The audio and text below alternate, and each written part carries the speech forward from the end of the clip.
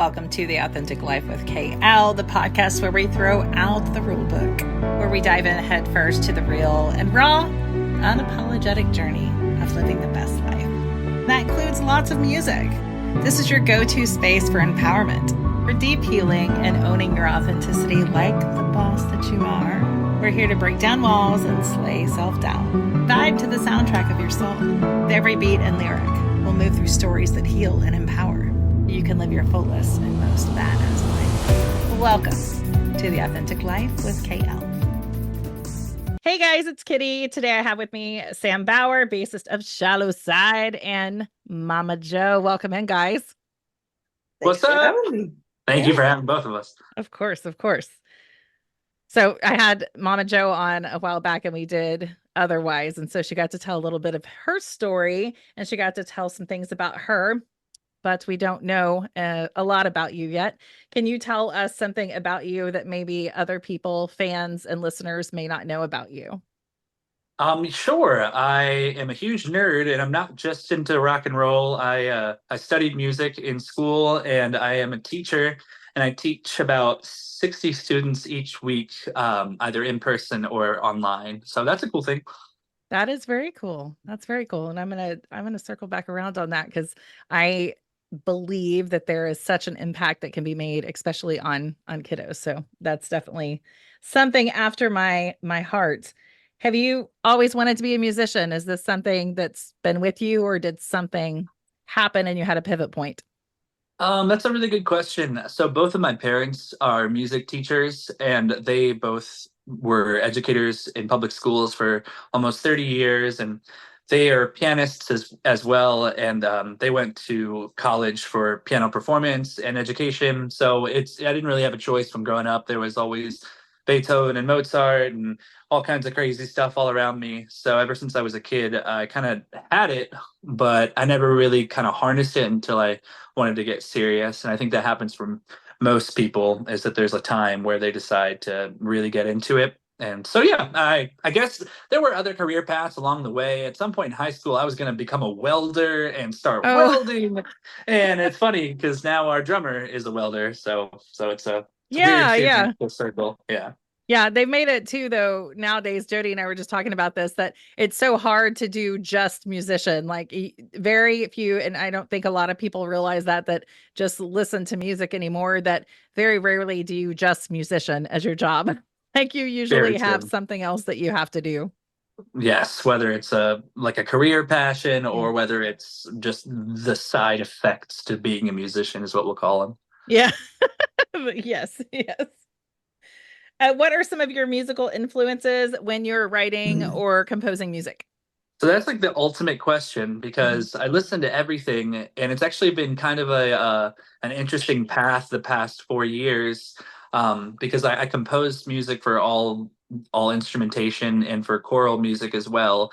But recently, I've kind of been honing in to like, how does one write a top 10 rock hit in 2024?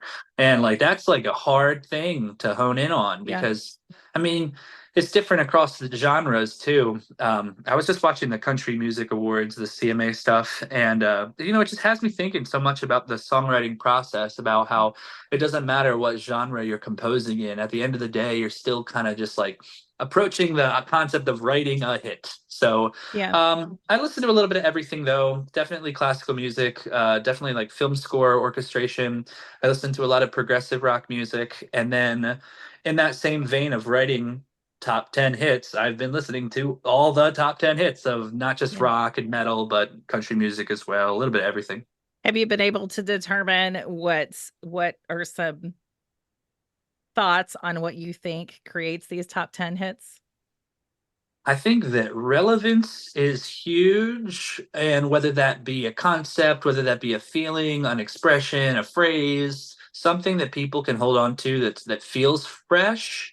And then the mix has to be huge.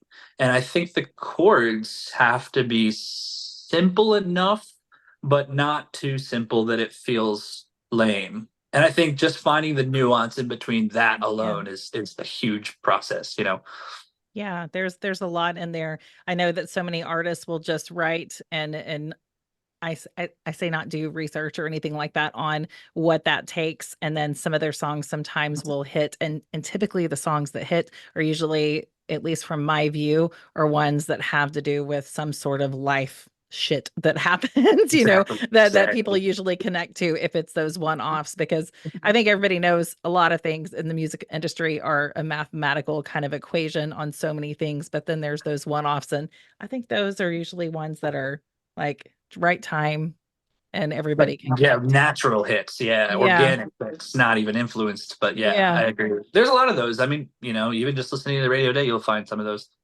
Yeah, absolutely.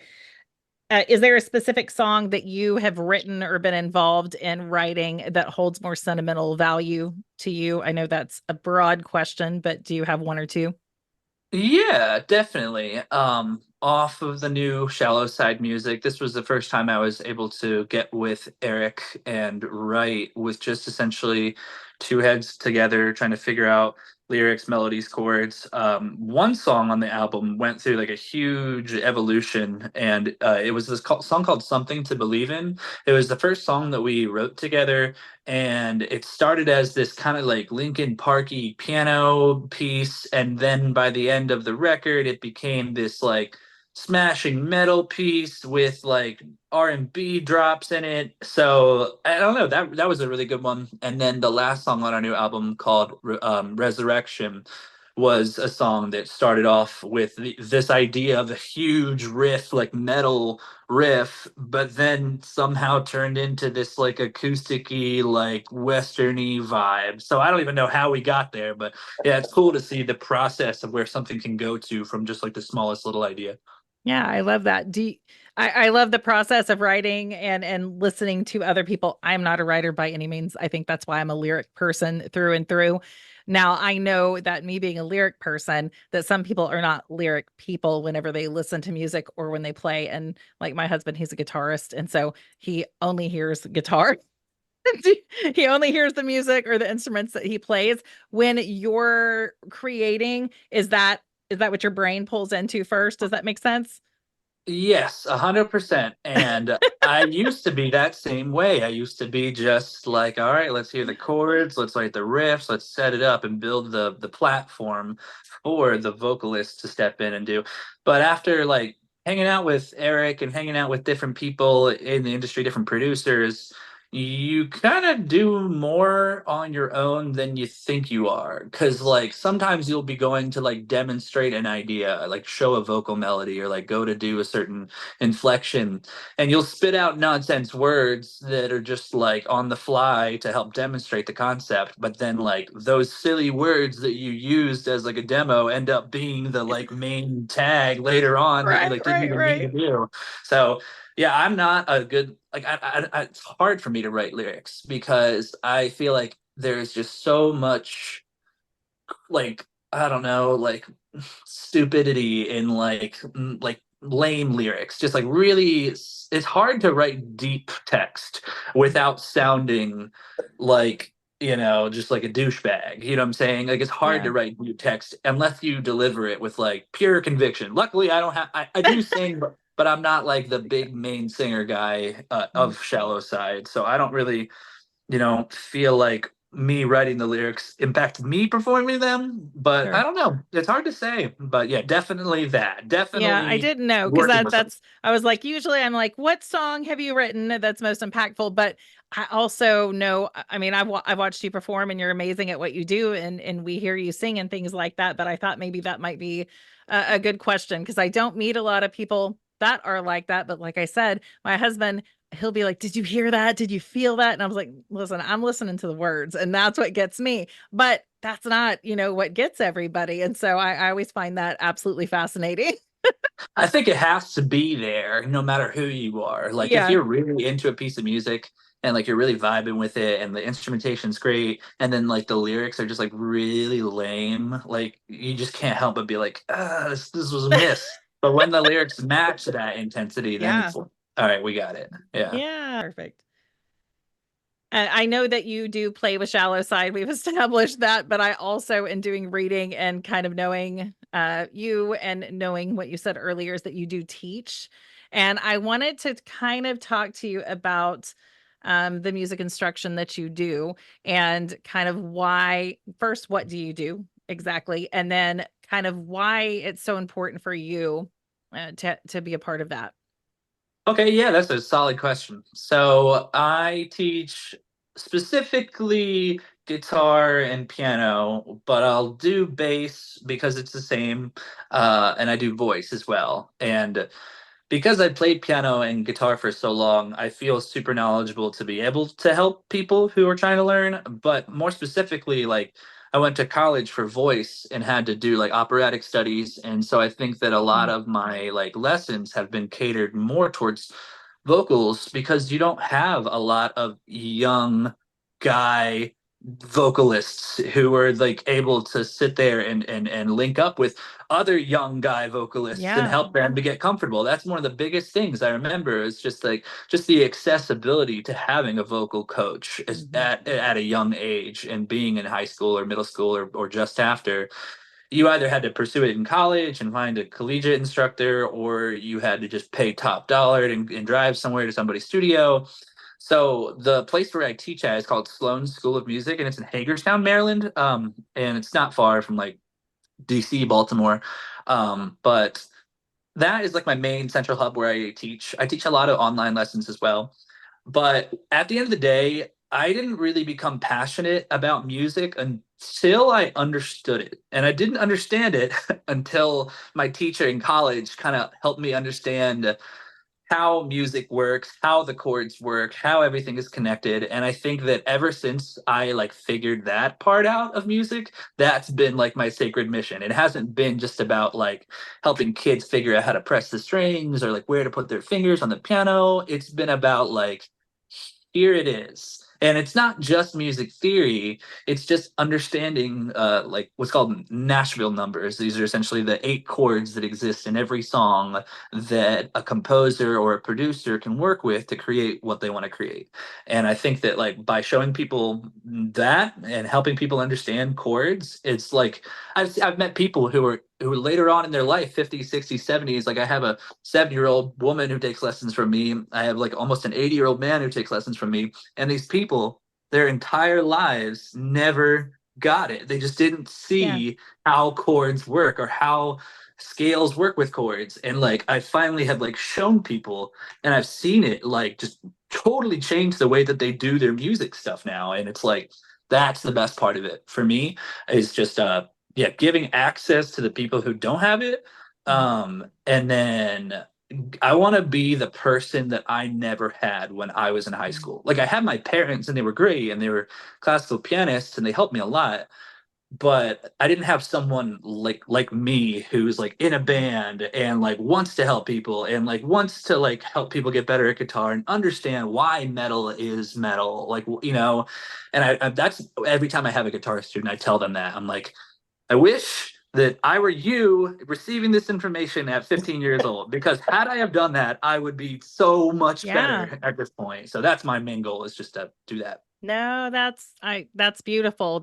And what a gift that that is. I think that many times our purpose that we find or given or however people look at it is that becoming that which you wish that you would have had, and Absolutely. showing, showing other people like, hey, I don't know if you know this, but you don't have to like do it this way. Like there's actually this better way. And I think that if more people could connect just through life, and again, that's part of why I do this or just do the things I do, is because when you can hold space for people, then they can come out and say, "Hey, I did this," and since someone else can be like, "Oh, I can do it too," and I think that that's just such a common thing that is not talked about very much. I absolutely love that, and you can tell the excitement in your eyes and everything whenever you're talking about it, and so that Mhm. makes it so easy to teach people about whenever it's something that you're so passionate about. So I You're love totally right. You're totally right. And that led me on a side thought that's about when you teach someone and then they also feel like they have it and they feel like because that's happened to me now where I'll have my students be like, yeah, I taught my friend how to do the chords and now they get it. And then I have a couple of online students where I teach. Well, originally I was just teaching this young kid and then his dad signed up for lessons and then he signed up his daughter for lessons, and then he signed up his dad for lessons, and then he signed up his best friend, and then his best friend. So now I teach like 5 people through this one connect, all Fun. because the people like liked it, you know? Yeah, it's so easy. It's so if everybody could find what they were that passionate about, like the connections would be limitless, all throughout everything. One of my next questions was going to be, do you have some students? I say some students, like they're not all kids. I understand that, but do you have students that have been more impactful on you or have made an impression on you?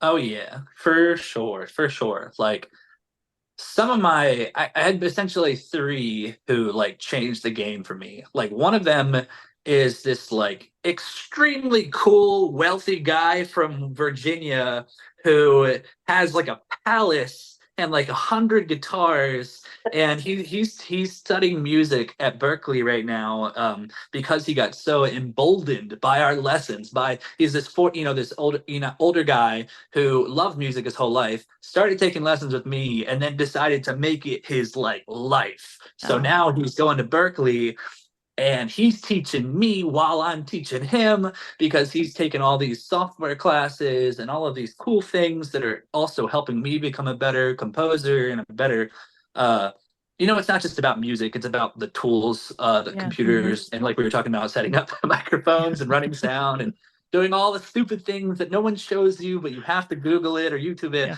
Everybody So thinks it just happens just like that. yeah, dude, you got to Nope. figure it out, especially recording, especially for recording yourself and making like a presentable mix to somebody. So there's that guy. That guy was huge. Okay. He helped me a lot. He still does every single week. I have this other student who is 11, and he had never had any formal music instruction ever. And he goes to the same elementary and middle school that I went to when I was a kid. So that's just weird. And he's just like this total badass. Like I taught him as much as I could when he was younger, like 9 and 10. And now he's playing like impossible leads. He's learning like crazy, crazy difficult like Pantera solos and like hard Polyphia song, like all these crazy difficult music pieces that he's shown. He did master puppets when he was 10 years old and learned every note. So there's that kid, and yeah, there's just so many people. There's probably more, but like those Yeah. specifically made me be like, all right, I think I can do it. I feel like I'm making a difference, and that Yeah. makes me feel like I'm better, and I can get more like deliberate about how I talk about things. Like, you remember the pandemic and how awful it was? Yes. Very much so. Well, like imagine not being able to show or demonstrate or adjust anything in person, because you can't on like through Zoom and through FaceTime and through all the online stuff. So like I feel like no matter how awful that was for like everybody, it made me such a better instructor, because now I'll literally just verbalize in explicit detail everything that I need someone to do without actually showing or being there. You know what I'm saying? Yeah, no, that makes a lot of sense. It's interesting, the interviews that I've done with musicians or anybody that's involved in music. The pandemic comes up a lot, and while I realized that it was hard for a lot of people, I never really thought about the effect that it had on music and musicians and everyone until maybe even starting the podcast, because everybody was in their own little world. And while musicians are very hands-on, right?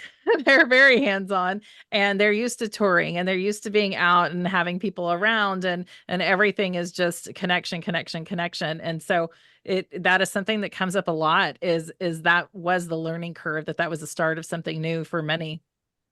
Right. Yeah. So I feel that so hard now. Like anytime I'm teaching a lesson and a student plays a wrong note, or if they finger something incorrectly, like, I won't even be looking. Like I'll literally be like on my phone and be like, "Watch your pinky, make sure it's on A," and they'll be like, "Oh, you're right," and then they'll like fix it, and I'll be like, "Yeah, You it's learn to crazy, use your senses and just everything a lot more. I love that. so much." Do you Why do you think that there is such an intimate connection between mental health and music? I love to ask that question because it's a broad one, but what is your take on that?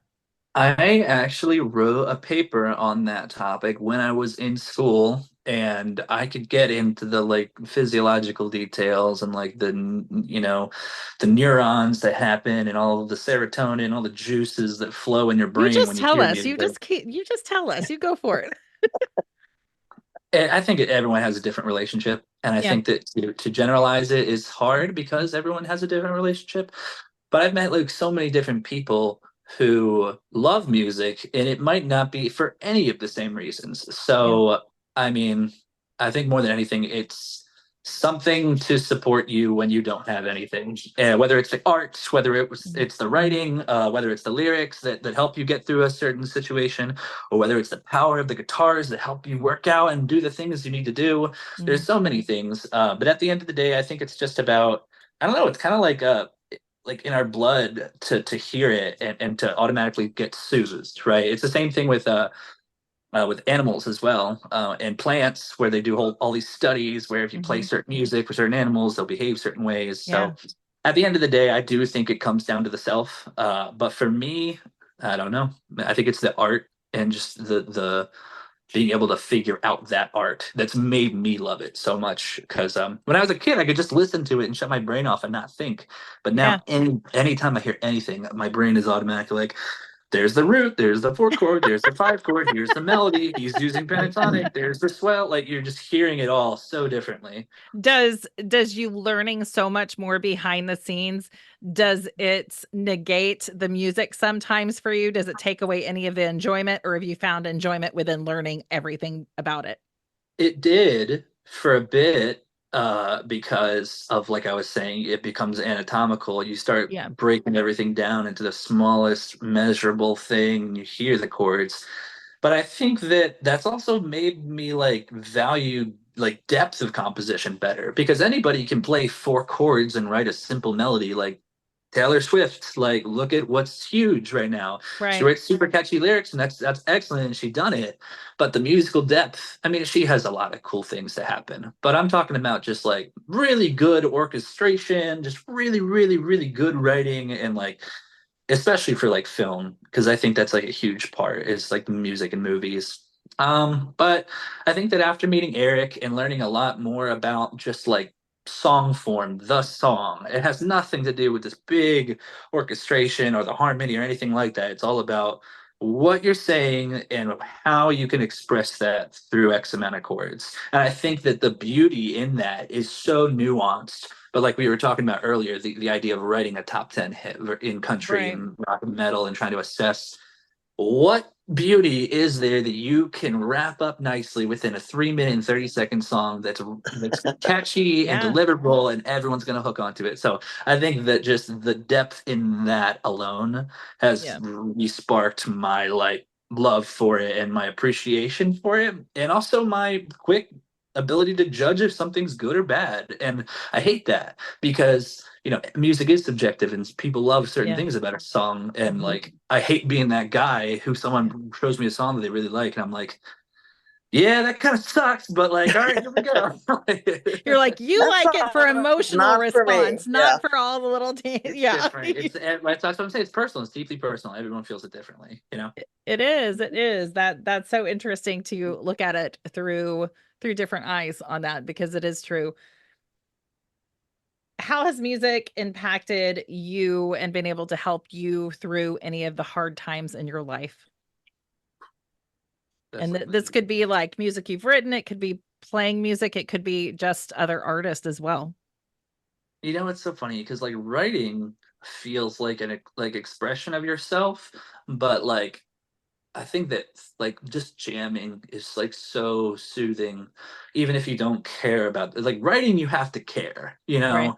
And so many times I'll be jamming like a riff or playing through a song. Someone will be like, "Oh, what is that? What is that? Is that something you're writing?" And I'm like, "No, this is literally just me existing through the instrument. Yeah. Like I don't know how else to."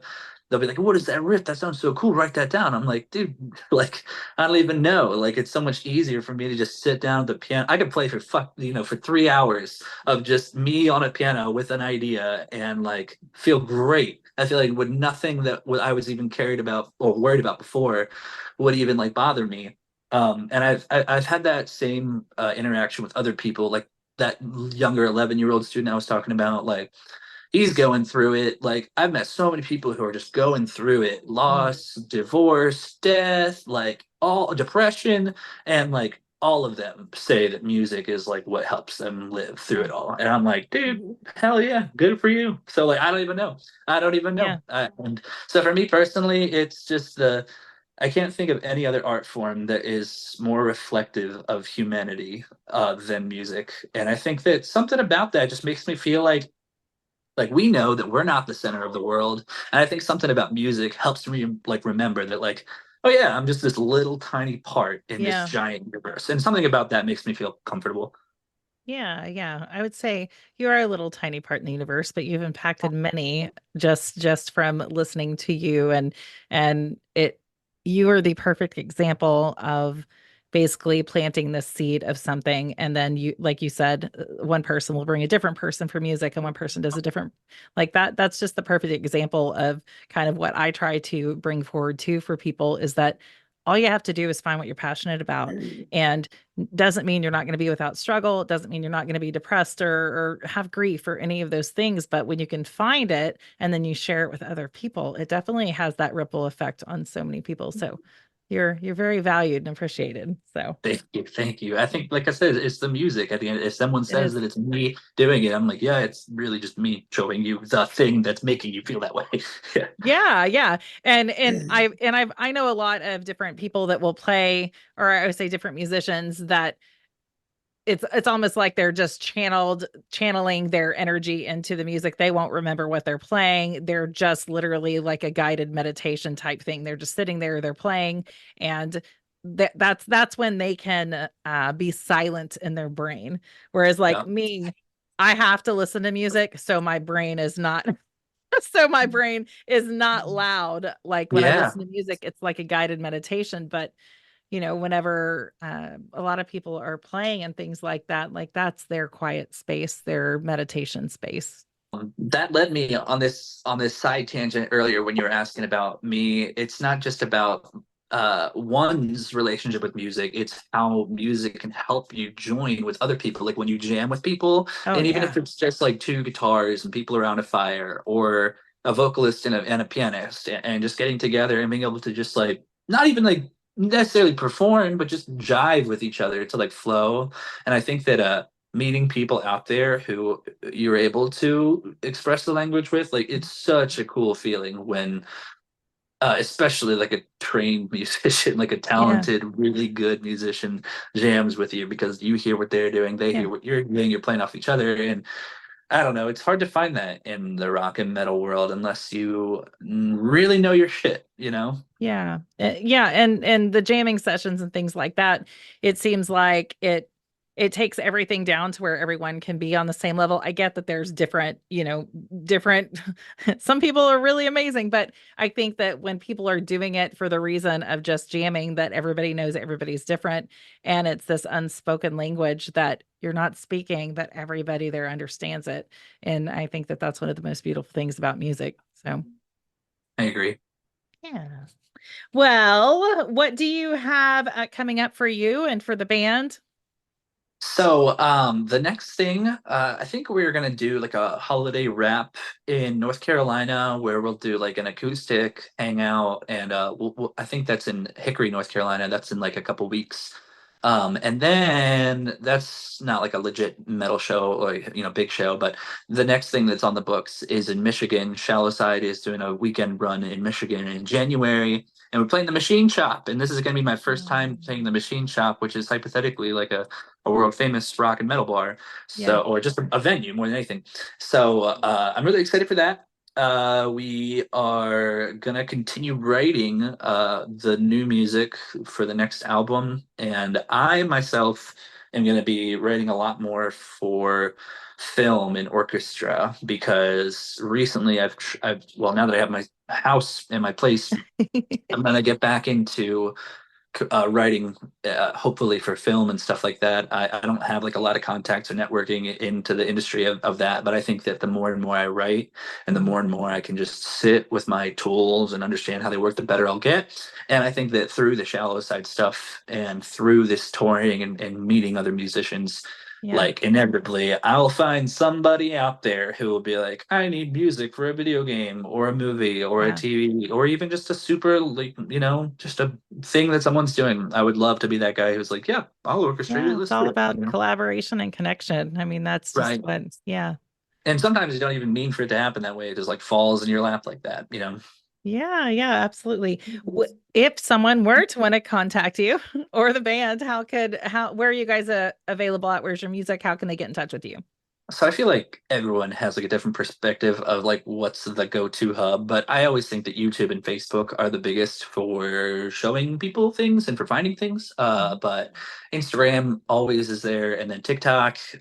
So I think that Facebook and YouTube are probably the bigger ones, but anywhere, yeah, anywhere on the socials. Shallow Side. That's right, shallow side. Perfect.